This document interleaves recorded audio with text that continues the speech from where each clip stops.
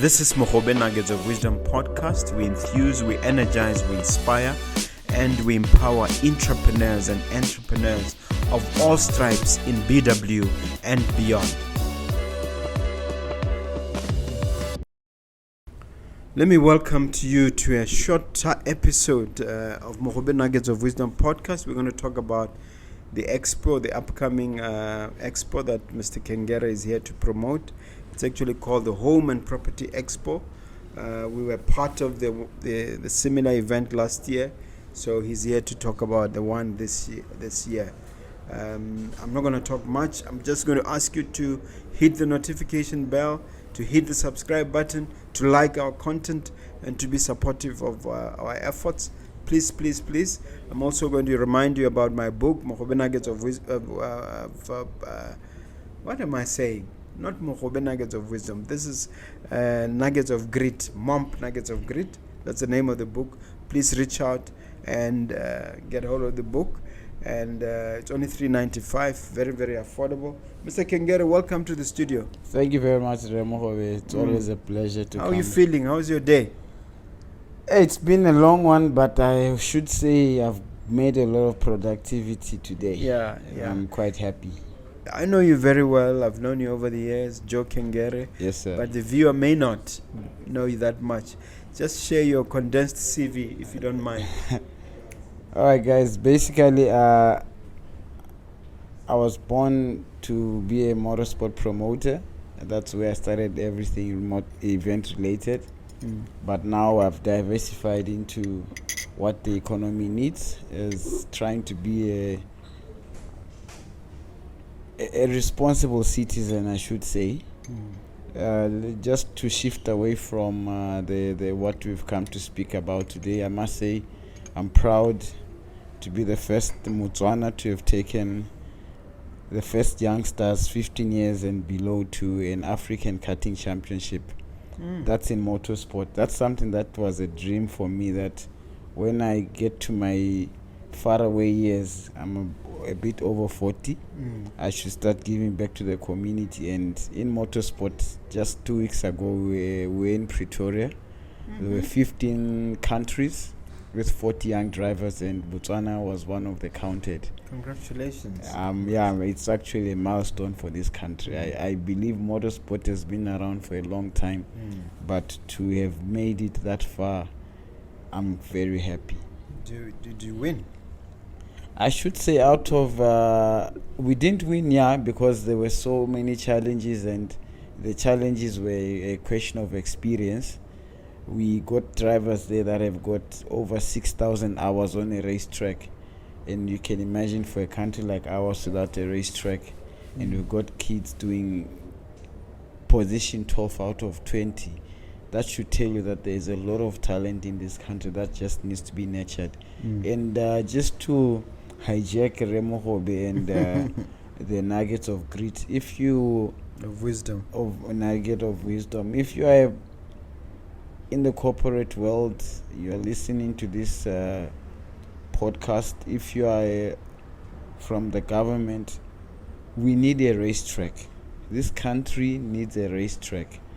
There is so much that we could tap out of having a racetrack. Can you imagine how much money was in circulation just in Joburg alone, with 15 drivers, with 15 countries, people participating as far as Nigeria? And a country where we assume that the racetracks are up to standard. There is no racetrack in Africa that is FIA karting standard. That was just to make sure that the African karting challenge takes off. Now it's an opportunity on its own for Botswana. So Remohobe, here's an idea. What would it take to have a suitable racetrack? Most importantly is the land. And then how big? How many hectares? Minimum would be about a grade C, grade 3 racetrack would be about minimum 20 hectares. But everything starts small. That's very important. There is just a lot we can make out of a racetrack. Just a lot. There's a lot of business investment. There's a lot of money that can come back. There's a lot of ripple effect to the economy. And the bigger one, the high class one, require how big? 3 times that size? Yeah, at most maybe a minimum 40 hectares. All right. Because for a country like ours, you need a racetrack that will incorporate everything. We see young drivers making accidents simply because of small issues where they don't understand power on vehicles. So you can actually dealerships can be using that, MVA can be using that. It's actually, the business model is huge. Yeah. They were actually surprised why Botswana doesn't have a racetrack. Yeah. Yes, sir. Well, you and I must talk about that and see what it takes. Yeah, I know you are one of the developers of this country, so it's highly possible that this might be the starting point. Yeah. Yes. All right. We're here to talk about the Home and Property Expo. Yes, sir. About which I'm somewhat excited. Yeah. But people may not know what that is. What exactly is that? There are so many expos all over the country, but this is the pinnacle or the biggest convergence of anything home and property. If you are into that market segment, if you are looking at home improvement, if you're looking at making a lifestyle, what can you do to make your house better? You want to meet developers, you want to buy land, you want to buy property. It's a mix of all those elements, and that will be happening between the 15th and the 17th of March at the Fields Mall. Yes, sir. Now, the purpose is to showcase what? The biggest issue there is to want to educate. That's very paramount, to educate especially the young generation that property is actually the biggest investment one could make in their lifetime. Because you find that by the time people get their first loans, they're actually thinking of getting their first cars instead of getting their first mortgage. And I should say life becomes more difficult as the years go by. Yeah. So if you've just finished school and you've got a job, if you are able to come to the Home and Property Expo, at least we can impart some knowledge and say, you know what, you'd rather get into property investment, start small scale and grow. And I believe you are a testimony to that.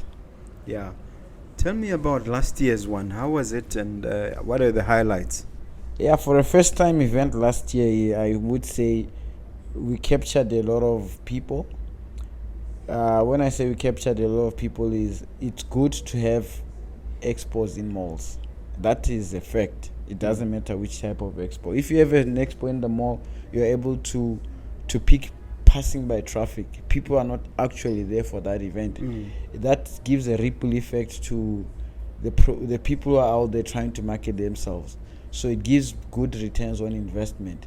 Whereas if you try and shift people from the mall and maybe take them to a stadium, the setup might be plush, it might be high end, or even a hotel, but it's only you guys, and you really need to work hard to make sure that you drive the people there.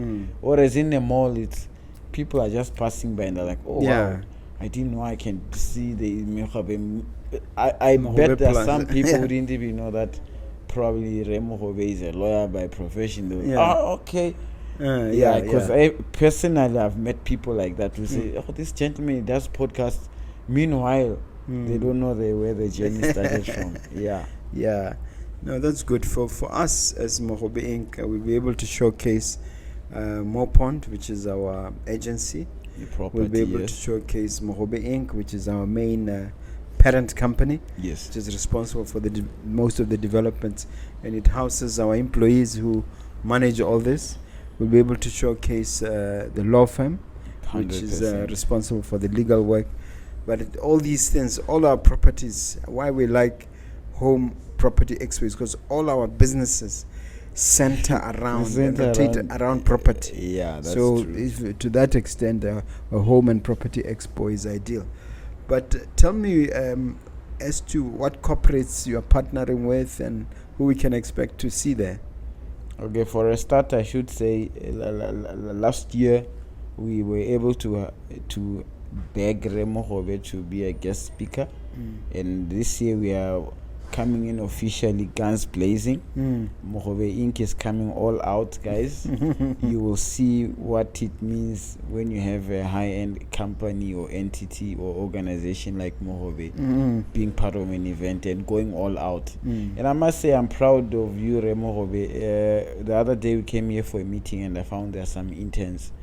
That's something that we've realized that the corporates, to some extent, they are missing out because you're not losing anything.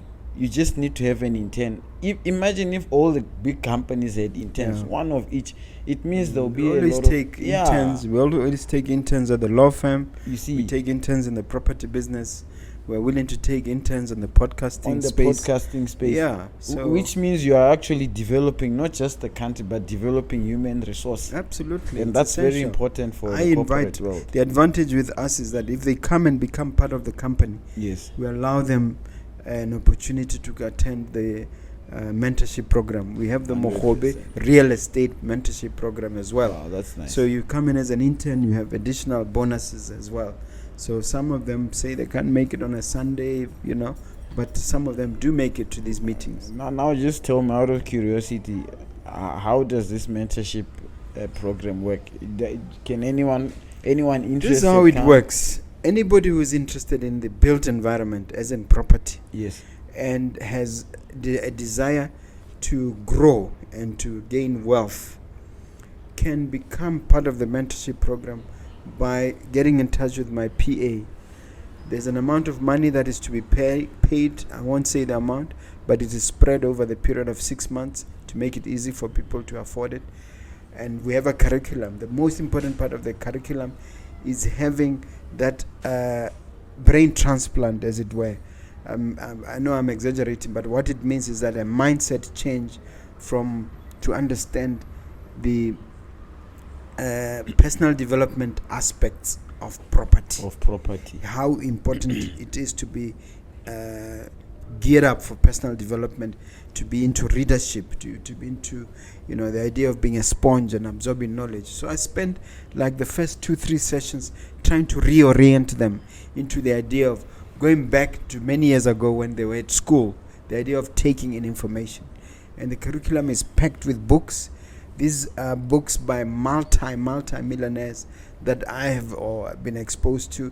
These are podcasts by multi-millionaires that I'm exposed to, including Mogobe Nuggets of Wisdom podcast. We prescribe the real estate portion of that because I interview a lot of entrepreneurs. Yes. So we'll say, listen to this one, and then we come and iterate and go through it again with you.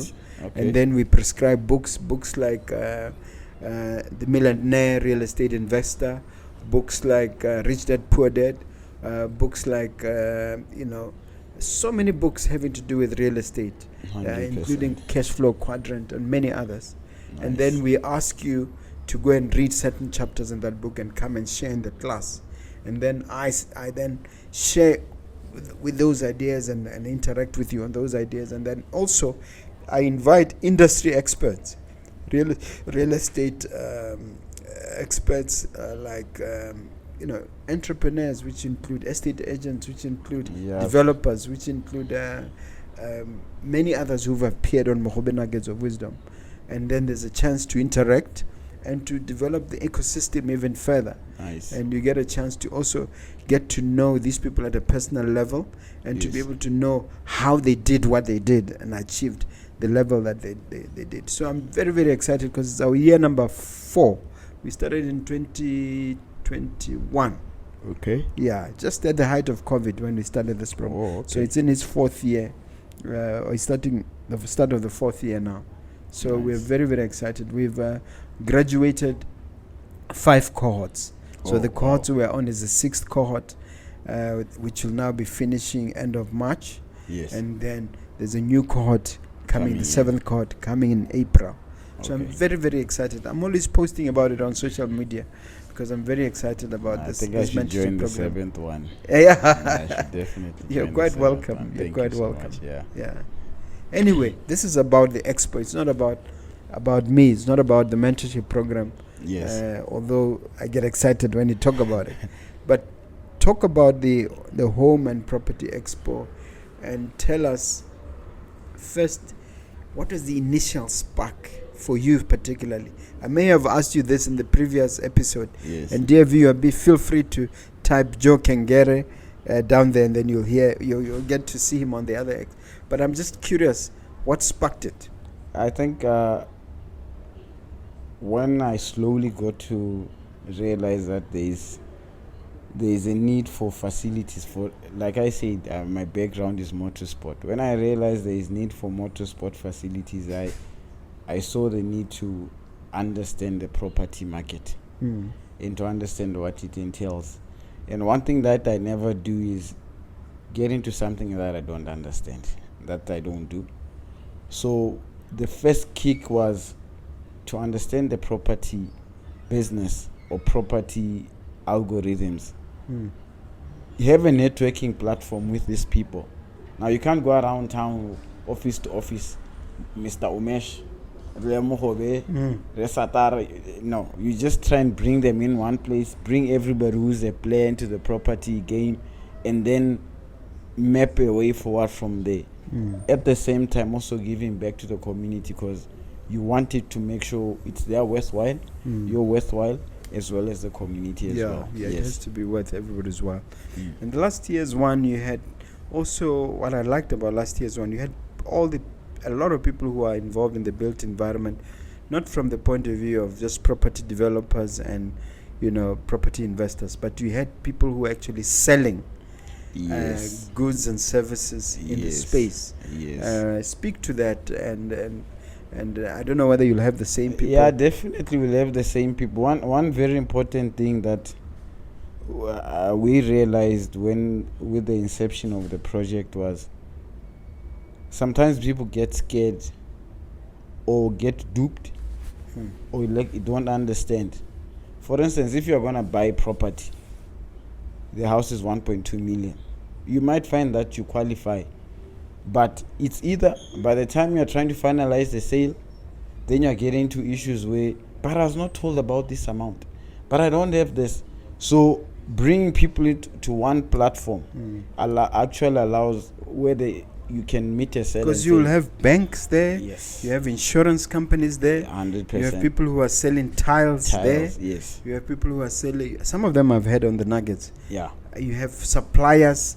Some of them who are based in South Africa but have offices here. It has worked out beautifully. No, it did work out beautiful, and the feedback that we got was, on its third year, we now need to start pushing, even getting people from South Africa into the Expo. So I'm hoping that with this year's improvement, especially with Remo Hove coming out guns blazing, you will come and see what I mean by guns blazing. We will definitely be able to reach that milestone where by the third year we can get supplies from South Africa coming in. And it's always good to have somebody foreign based in an expo locally, because one, they impart knowledge, two, people are able to see things in a different perspective. Okay, and in terms of the other expo, I know you have another expo, right? Yes, the motor show. Tell us about that one, and tell us how the two interconnect. I think the gist is that it's a Fields Mall. One thing that I believe Remo Hove, I'm not sure whether it's partially or fully, is involved in a certain aspect of how the Fields Mall came to be.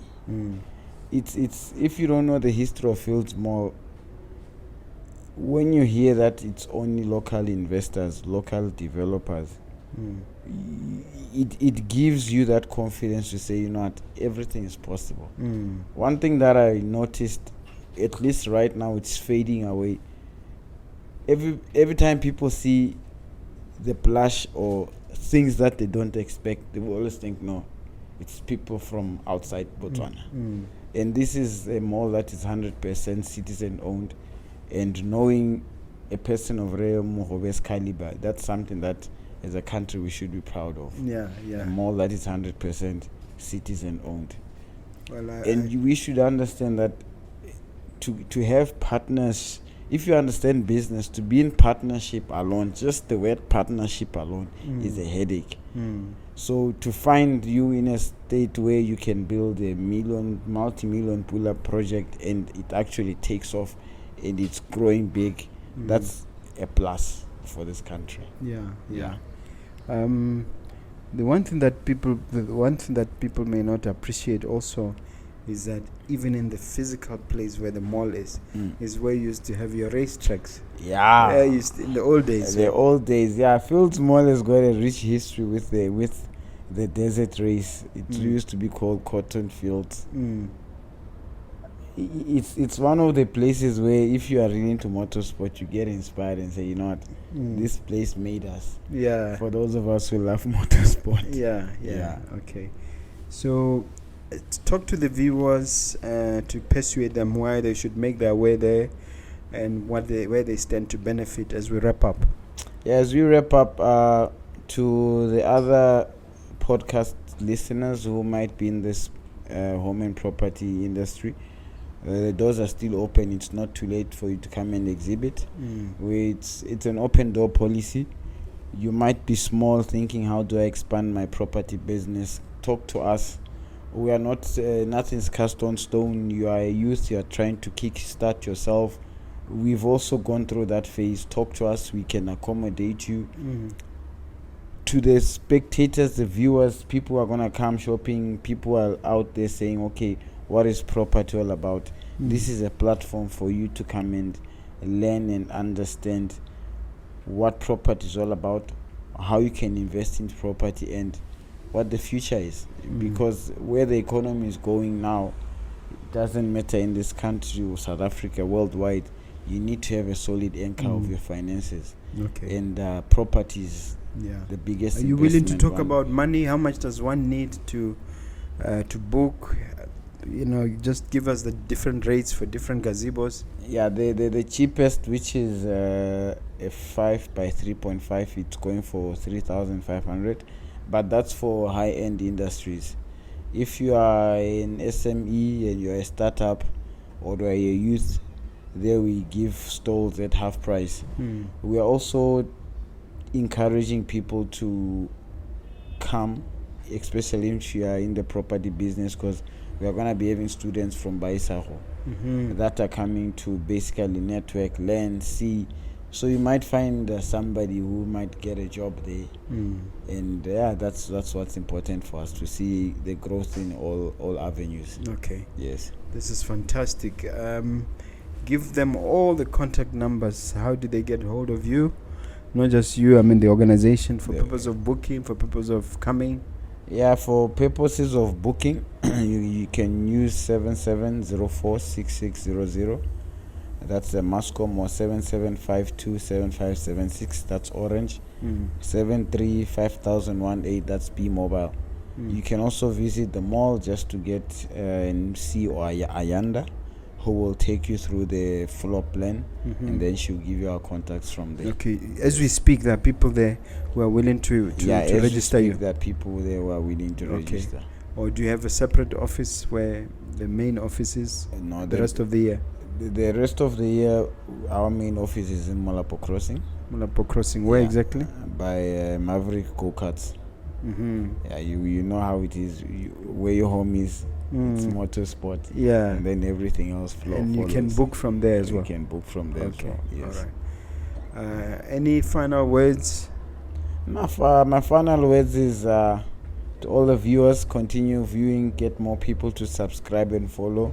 And to other possible listeners who might be interested in booking stalls, it's not too late. But most important, any expo needs to give return on investments, not just to the people who are participating, but to the people who've come to view. It's an open event. We are not charging any money for you to come and see. So make your way to to the Fields Mall, 15th to the 17th of March. I almost forgot. There's a tradition in this show for my guests to ask me a question. So do you have a question for me before we wrap up? Yeah, it's a question that I'll retract back. Actually, it's a question. Would you be interested in investing in a racetrack? In investing in a restaurant? Racetrack, yes. Restaurant? A racetrack. Racetrack? Yes. You've pricked my interest, but I don't know enough to say yes. Okay. So my curiosity has been pricked. So you have to take me through the numbers and show me. Me, I'm a slave to the numbers. You're a slave to the numbers. I'm a slave to motorsport. All right. Thank you so much for coming, sir. We appreciate it. Thank you so much for your time. All right.